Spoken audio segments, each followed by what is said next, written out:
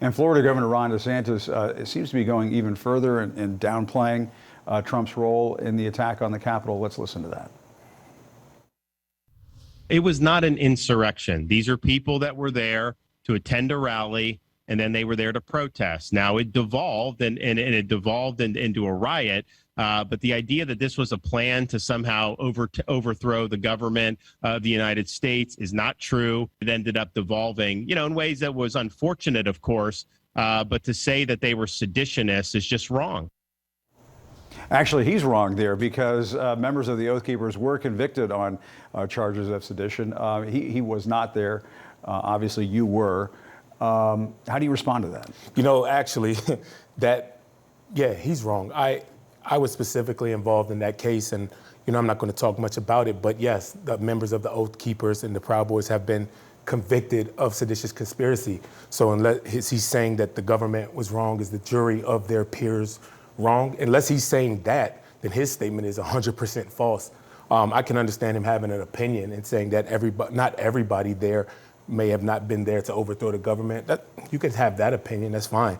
But to come out and say that it wasn't, then you're wrong, Mr. DeSantis. Yeah, and the target letter sent to Trump, I wanted to ask you about this, reportedly does not mention insurrection or sedition. And we should know, we don't know what ultimately will be in the charging documents if Trump is ultimately indicted. But would you be disappointed if Trump is simply charged with election interference or interfering with congressional action, that sort of thing, and not inciting the attack on the Capitol, those types of charges? Well, I don't want to get ahead of myself. I do want to wait until I see what actually is in the charging doc, even if it is one. This is one of the times where are we believing what President Trump has said? He said a lot of stuff. Do we even know that that's official yet? And I think one of the things that the DOJ has said is they will do their talking through court filings. So I'm kind of just going to err on the side of waiting. But I guess it would be a little disappointing, just to answer your question, specifically because the individuals that were there on January 6th, they told us this is the reason why they were there is because the president told us to come there. So short of their own words, I don't know. I don't know the evidence. I don't want to speculate or anything like that because that's only going to lead to more disappointment if it isn't something that I am expecting. So yeah. And let me ask you this, because I'm sure you saw this. Trump seemed to make a not so veiled threat when he asked about the possibility of Special Counsel Jack Smith sending him to prison. He said it would be, quote, very dangerous. And he also reposted something on Truth Social that said something along the lines of, if you F around with us, we're coming after you, that sort of thing.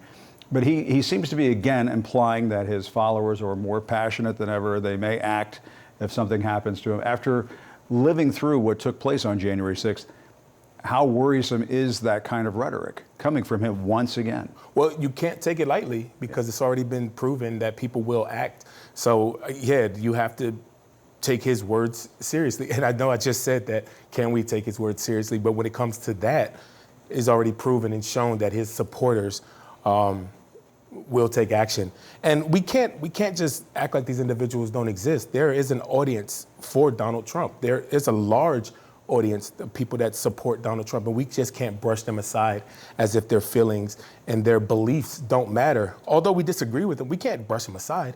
But there is, under no circumstances, any room in this country for political violence, or any violence for that matter, but let alone from the former president, the leading candidate, anybody in political office. There's no room for that in this country. Does it surprise you that Trump is leading in the polls and cruising ahead of the rest of the field for this Republican nomination? Nothing surprises me with him anymore. Nothing. No, I'm not surprised. I'm disappointed, but I'm not surprised. You've got a book coming out this fall. I know you're going to do a whole book rollout and everything. I don't want to interfere with that, but tell us a little bit about what you plan to be saying in this book. What's the story you're trying to tell? No, it's called Standing My Ground. And basically what I'm doing now, I'm not going to shut up about January 6th, especially when there's so many people on the other side.